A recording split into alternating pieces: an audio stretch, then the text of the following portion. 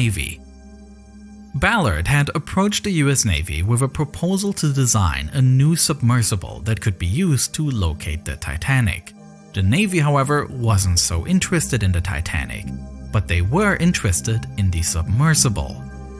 The US Navy made Ballard a deal.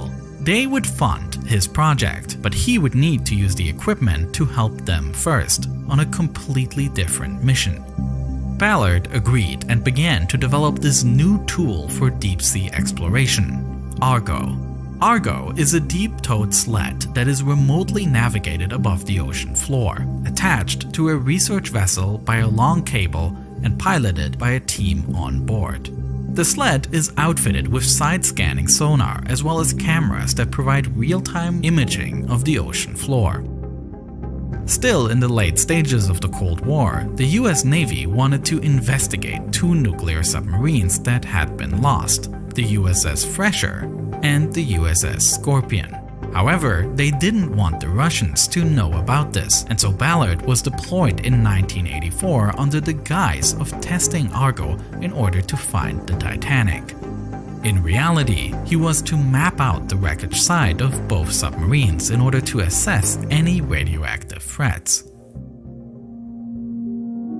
Using Argo, Ballard studied the wreck sites of the submarines, and he began to pick up on something peculiar about both of them.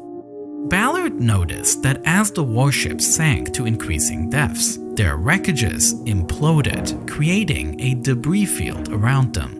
The heavier pieces sank closer to the wreckage itself, but the lighter pieces were carried away from the wreckage, leaving a sort of comet trail around it.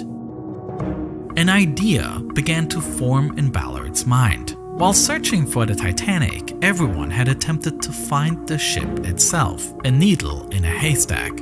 But what if, instead of trying to find the ship, he would look for the debris field that was likely around the wreckage? If he could find any parts of the debris, he could follow the comet trail back to the ship.